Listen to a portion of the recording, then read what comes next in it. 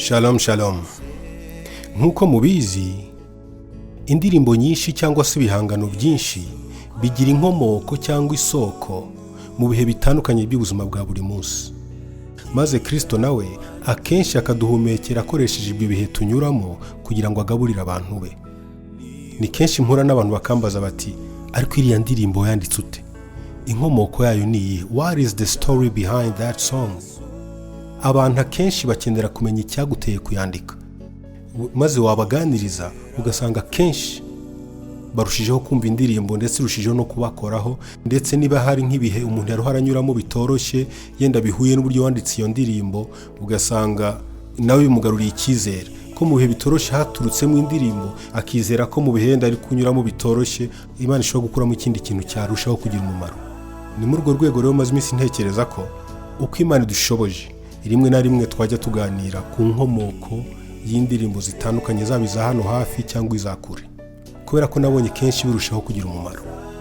Uyu munsi rero nifuje kubaganiriza ku nkomoko y'indirimbo ebyiri. Iya mbere mu cyongereza yitwa Blessed Assurance, mu kinyarwanda barashakishije maze bayita Nishimiye ko menye rwose. Ni indirimbo abenshi tuzi ndetse dukunda cyane. Yanditswe n'umumama wari ufite ubumuga bwo kutabona, wari utuye New York. Uyu mumama yavutse itariki 24 z'ukwa gatatu 1820. Fanny ntabwo yavutse afite ubumuga bwo kutabona, ahubwo amaze ibyumweru 6 gusa avutse, umuganga utari ubifitemo ubuzobere cyane yagiye kumuvura amaso, arangije amutera ubuhumyi bwa burundu. Guhera ku byumweru 6 Fanny Jane ntiyongeye kureba kugeza ubuzima bwe bwose. Ariko nubwo atabashaga kureba, Fanny Jane yabayeho ari umuntu wikomereza mu Mana, yabayeho ari umuntu wigirira icyizere, yabayeho ari umuntu ufite imbaraga z'umutima. Mu kubaho kwe kose, mu mibereho yose, Fanny Jane yanditse indirimbo zo guhimbaza Imana 8,000. Afite imyaka 9 yaranditse ngo ndi umunyamunezero, mu yandi magambo ndi umunyamugisha, ngo nubwo ntabasha kubona, ngo mfite imigisha abandi badafite, muri iyi si nzanyurwa. Arangije aravuga ngo ntabwo nzarizwa nuko ntabasha kureba. Yari afite icyizere, yari afite imbaraga muri we. Ngerageje kubihina, mu 1873 Fanny ari kumwe n'inshuti ye bagiye gusura undi mumama w'umucuranzi. Mu gihe bari bariyo bagiye kumusura, uwo mumama ajya kuri piano ye atangira gucuranga melody yaraherutse guhimba. Amaze kuyicuranga, ahindukirira Fanny aramubaza ati, iyi ndirimbo urumva ari iyihe? Mu yandi magambo, iyi ndirimbo urumva hajyamo ayahe magambo?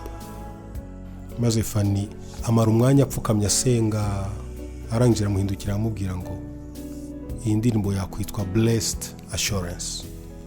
Ahita ahera aho ngaho atangira kumanukura verses, atangira kumubwira ibindi bitero byose bikwiye kugera n'iyo ndirimbo. Wa mama nawe niko atangira kubihuza na melody, indirimbo yandikwa gutyo. Kubera icyizere yigiriraga n'ukuntu yikomerezaga mu Mana, Imana yakoresheje ubuzima bwe kuzana impinduka mu buzima bwa benshi, ku buryo n'ikigo yizeho cy'abafite ubumuga bwo kutabona yarangije ari umuhanga cyane, bituma bamusaba kugumana nabo kugira ngo bafashe akazi. Ni koko Imana ntirobanura ku butoni. Ibihe bigoye tunyuramo cyangwa intege nke zacu, Imana ishobora kubikoresha kugira ngo ikuremo ikintu cy'icyubahiro, cy'umugisha, cy'umumaro. Indirimbo ikurikiyeho nayo ni indirimbo yo mu gitabo. Mu cyongereza yitwa "Tis so sweet to trust in Jesus." Mu kinyarwanda yitwa Nkunda kwizigira Yesu. Iyi ndirimbo yanditswe hagati y'1880 n'1882. Yandikwa n'umumama witwa Louisa, wavutse mu 1850, avukiye mu Bwongereza. Louisa yaje gushaka mu 1875. Umugabo ashatse babyarana umwana w'umukobwa bamwita Lily. Noneho Lily amaze kugira imyaka 4, bafata gahunda yo gusohoka. Baramusohokana, bakora picnic, bajya ku mazi kuri beach. Noneho mu gihe bari banezerewe, bariho barasangira nk'umuryango, baguwe neza, bumva umwana w'umuhungu uriho urataka atabaza ariho ararohama. Babyumvise papa Lili ari we mugabo wa Louisa arahaguruka arirukanka ajya gutabara umuhungu uriho urarohama, asimukira mu mazi kugira ngo amurohore. Mu gihe papa Lili yarwanaga ashaka kurohora uwo umuhungu aramukurura, bose bararohama. Lili areba, Louisa areba, basigara aho bareba ukuntu bose barohama. N'agahinda n'umubabaro, Louisa atazi icyo gukora, yibaza ibimubayeho, amara iminsi arwana nabyo. Ariko amaze gutuza, amagambo amuzamukamo, aratangira ngo it is so sweet to trust in Jesus.